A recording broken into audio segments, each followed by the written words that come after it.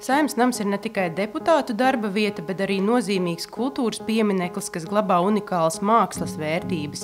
Jau starpkara periodā Saeimas namu greznoja slaveni mākslinieku gleznes, dažādi mākslas priekšmeti, tostarp Severas un Meisens porcelāna izstrādājumi, Delftas fajansa trauki, bronzas pulksteņa grezna kamīni un krāsnis. Kara laikā un pēc tam no šīs ēkas ir pazuduši ļoti daudz kamīni.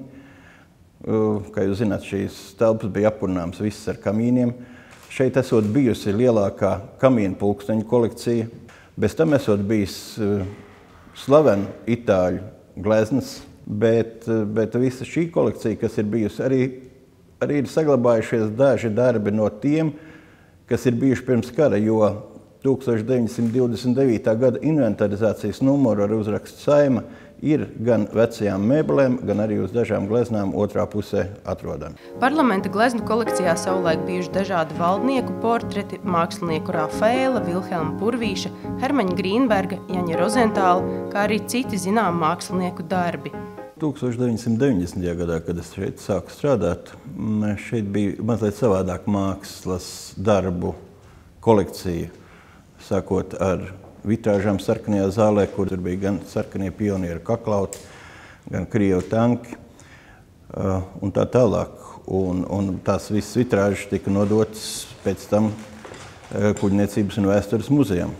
Arī gleznas šeit bija daudz mūsu latviešu gleznotāju grandu gleznas, kā Džemas, Kulmes, Maijas, Tabaks, bet šīs visas gleznas piederēja muzejam, kuram arī tās tika atdotas. Un šobrīd Saeimas ēkā praktiski visi mākslas darbi ir Saeimas īpašumi. Daļa mākslas priekšmetu Saeimas kolekcijā saglabājušies vēsturiski, bet ir arī vairāki jaunieguvumi, ko parlamentam dāvinājuši ārvalstu viesi, bijušie deputāti, kā arī paši mākslinieki. Parlamenta senākais lietušķās mākslas priekšmets ir 18. gadsimta Ķīnas porcelāna vāze, bet viesu zālē eksponētas 19. gadsimta vidū populārā franču mākslinieka Auguste Debē alegoriskās gleznas. Aiz muguras stāv divas gleznas, kuras ir gleznotas 19. gada vidū, un šīm gleznām nav nekāda sakara ar šo māju.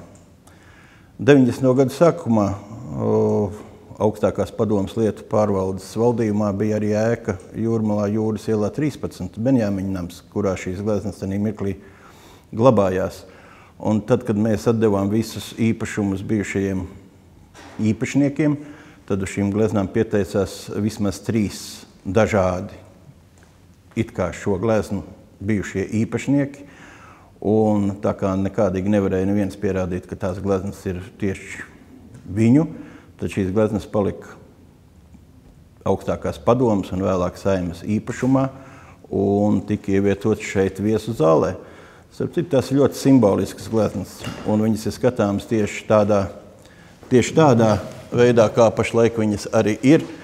Un, ja mēs paskatītos, kas tur ir attēlots, tad katrai krāsai tanīs gleznās ir nozīme. Pirmajā gleznā māte nodod mazliet panīkušu mazu bērnu barošanā kādai citai, un viņām visām ir zināma veida krāsas apkārt, un tas nozīmē provinces un 19. gada vidus Itālija sadalīts un Francija blakus.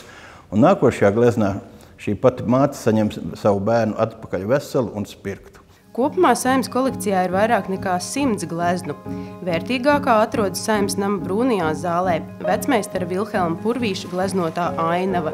Saeimas nama sienas grezno arī tādu latviešu mākslinieku kā Valda Kalnrozes, Kārļa Melnbārda, Leo Svempa, Jura Jurjāna un Nelijas Darkēvičas gleznas.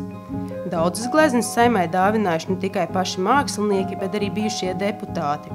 Mākslinieki Ivara Poikāna gleznu deputāts Havajā dāvinājis bijušais deputāts Māris Gailis, bet parlamenta sēdes attēlojumu mākslinieki Jāņa Mitrēvica gleznojumā pasniedz bijušais deputāts Kārlis Leiškalns. Es esmu bijis virknē parlamentu, visvairāk man iespaidoja Ungārijas parlaments, kur visu Ungāru tautas notikumi ir attēloti un ārkārtīgi labi izskatās parlamenti, kas ir gleznieciski piepildīti. Gleznas bieži vien ir tematisks, klasisks, varbūt ne pārāk māksliniecisks, bet tas dod tādu vēstures elpu. Tāpēc savulaik es pasūtīju diviem māksliniekiem gleznas, kas saucās Saeimas sēde.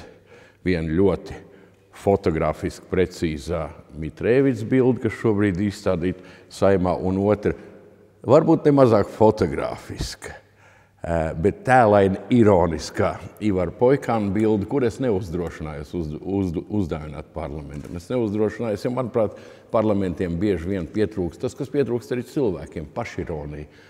Spēju uz sevi pastīties no malas, spēja pasmieties par sevi. Bijušais deputāts dāvinājis arī mākslinieka Rituma Ivanova darbu, pirmā valsts prezidenta Jāņa Čakstes portretu, kas atrodas Saeimas nama dzeltenajā zālē. Vērojot šo zāli, domājot par šo zāli, domājot par notikumiem šajā dzeltenajā zālē, pasūtīja Satversmes sapulces priekšsēdētāju, vēlākā prezidenta Jāņa Čakstes portretu pie visnotaļ izcilā un savdabīgā mākslinieka Rituma Ivanova.